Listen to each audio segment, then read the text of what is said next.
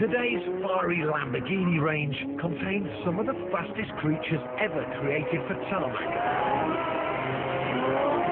But among the raging bulls, there is a very clear king. And in Lamborghini land, the king wears an SV badge.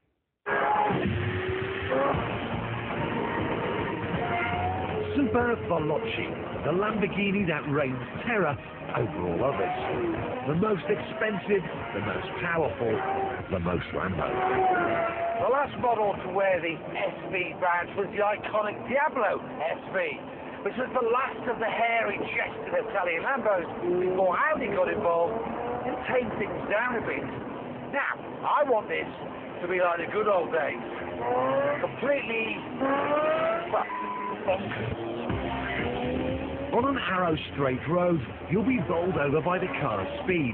But I'm far more interested in seeing what this dream car is like on real-world roads. And Italian doesn't necessarily translate into Welsh, especially in a car that's wider than a Range Rover, but about 1 million times faster. This is the kind of car that gets risk assessors all sweaty.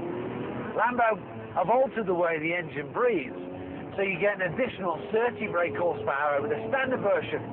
0 to 62, well, it's the best 3.2 seconds of your life.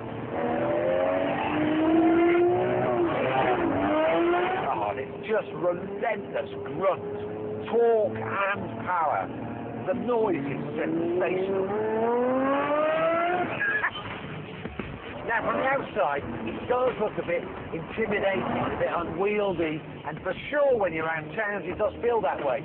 But once you get it on the move, once you start flowing in and out the corners, it all comes to life and it makes sense. It's pretty easy to drive, he says.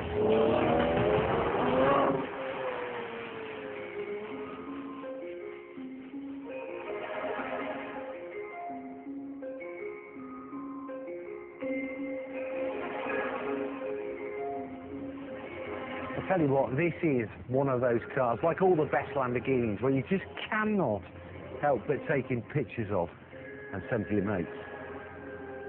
It's outrageous. The interior is just as serious, Spartan and sculpted from space-age materials.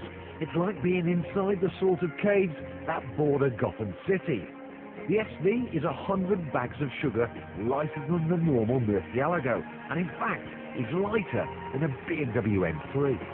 So when you mount her through the sci-fi doors, you can't help but wonder about handling. Now, four-wheel drive biased towards the rear, the car has got monster grip, and it's going to take a really brave man to try and unstick it. However, if you turn in a little bit whilst you're too much on the brake, then you can feel the back start to skip. And I get the feeling that if you let it get too far away, it ain't going to come back.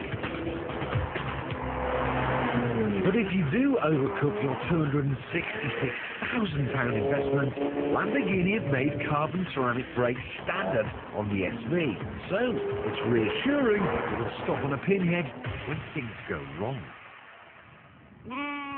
Now we're on some pretty rough Welsh mountain roads, and whilst the ride is firm, I wouldn't say it's uncomfortable. The seats most certainly are. There's not enough support in the lumbar area. They're a bit too racy-like. But is it practical? I don't give a damn. You know, this is a car to have a blast on a Sunday afternoon. It's certainly not a first car. It's a wealthy man's second car. The SV is so good it's got me a bit worried, because this most extreme of all Murcielagos is also the last. Lamborghini are soon to phase it out with an all-new car.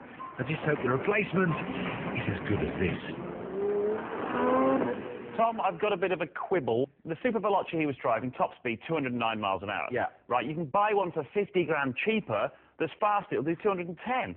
Right, the subtleties of this are obviously lost on you, aren't they? Well, I suppose it's a very subtle car, isn't it? Very much so, but there's two versions of the SuperVeloce, right? Right. One that has a big wing pack that does 209 miles an hour, and one with a smaller wing pack that does 212 miles an hour. And the one with the bigger wings is better around fast corners. I'd rather go for the quicker one in a straight line. I haven't been taught corners yet anyway. That's probably safer for everybody. Yeah. Right, moving on. Time now for our cheapskate alternative. Basically, Johnny takes a look at a more affordable version of a car we featured earlier on tonight's show. But with this week's car being a very extreme Lamborghini, what's that cheapie going to be?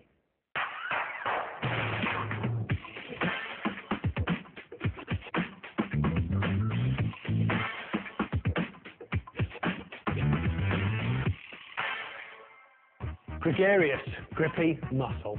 The Lamborghini LP 670/4 has all the subtlety of a herd of wildebeest, and it's even more frightening when it charges. But not many of us happen to have £250,000 stashed down the back of the sofa.